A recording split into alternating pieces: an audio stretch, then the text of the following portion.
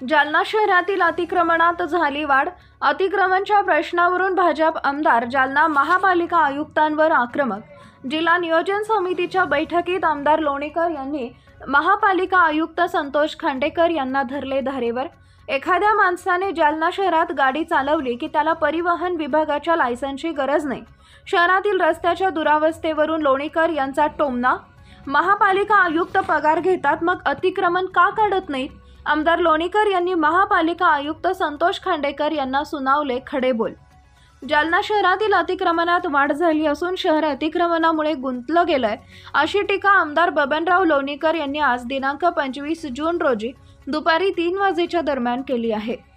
आज जिल्हा नियोजन समितीची बैठक पार पडली। या बैठकीत आमदार लोणीकर यांनी जालना महापालिका आयुक्तांना चांगलंच धारेवर धरले। यावेळी आमदार लोणीकर यांनी आक्रमकपणे बाजू मांडत शहराला बकाल करू नका अशी विनंती केली आहे।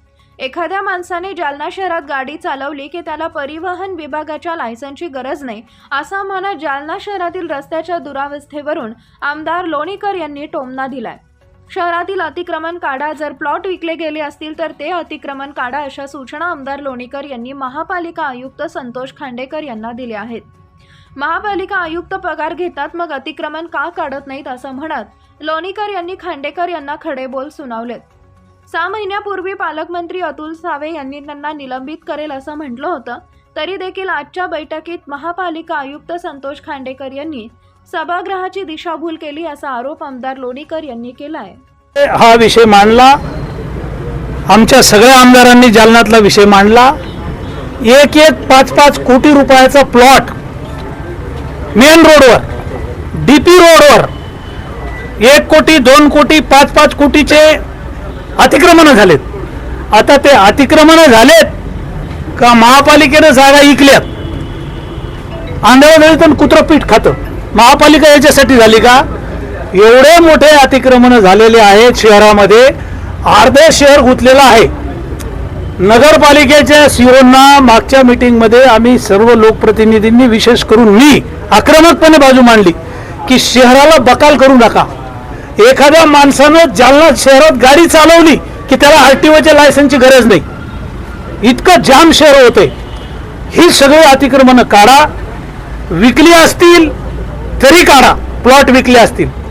थेट आरोप केलाय मी महापालिका आयुक्तावरती। हे का करत नाही तुम्ही? पगार घेता, साईट पोस्टला बसा। पालकमंत्र्यांनी कडक शब्दात मागच्या मीटिंगमध्ये सांगितलं होतं की मी तुम्हाला निलंबित करीन। 6 महिने झाले या आयुक्तानं अतिक्रमण काढण्याकडे दुर्लक्ष केलं आणि सभागृहाची दिशाभूल करत होते। जे बायपास आहे आपला, हा आंबडचा बायपास आहे, भोकरदनचा बायपास आहे, मंठ्याचा बायपास आहे, जे नॅशनल हायवे आणि बायपासचे अतिक्रमण काढलेत त्याचं श्रेय लाटत होते महापालिका आयुक्त। पालकमंत्र्यांनी त्यांना सांगितलं की तुम्ही 15 दिवसात हे मोठे अतिक्रमण काढा आणि नाही काढले तर मी निलंबित करीन। अशा प्रकारच्या महापालिकेचे विषय आहेत। पाण्याचा विषय आहे, शहराच्या पिण्याच्या पाण्याचा। शहरामध्ये आम्ही राहतो, शहरामध्ये मी वीज वितरण कंपनीला धारेवर धरलं की 8-8 तास 10-10 तास शहरात लाईट नाही।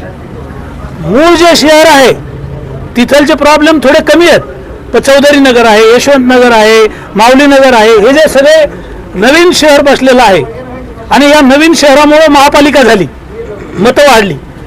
त्यामुळं शहरामध्ये जर एवढा पैसा केंद्र सरकार, राज्य सरकार खर्च करतं, वीज वितरण कंपनीचे जे काही डिव्हिजन आहेत, जे कार्यकारी अभियंता आहेत निष्क्रिय आहेत, त्यांना काही गांभीर्य नाही आहे।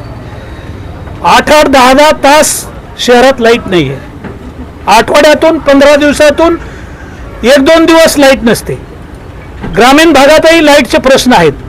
आता हे सगळं स्ट्रक्चर उभं करणं चालू आहे, त्याच्या माध्यमातून 24 तास वीज देण्याचा पंतप्रधानांचा संकल्प आहे। माननीय ऊर्जा मंत्री देवेंद्र फडणवीस साहेबांनी खूप चांगलं प्लॅन केलेलं आहे। पाठक नावाचे जे डायरेक्टर आहेत त्यांनी एक मीटिंग घेतली होती इथं। इन्फ्रा कंपनी आहे, वीज वितरण कंपनी आहे, लोकप्रतिनिधी आहेत, सगळा आराखडा आमच्या समोर ठेवला।